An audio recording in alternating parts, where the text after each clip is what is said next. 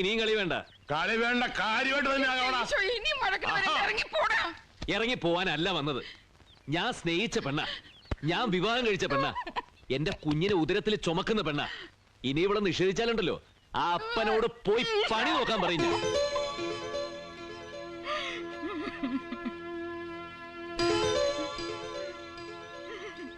വലങ്കാല് വെച്ച് കേരടിയകത്തേക്ക്.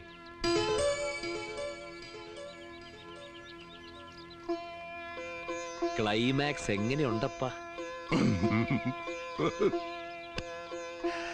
ഇപ്പോഴാടാ നീ ഒരു നായകനായത്.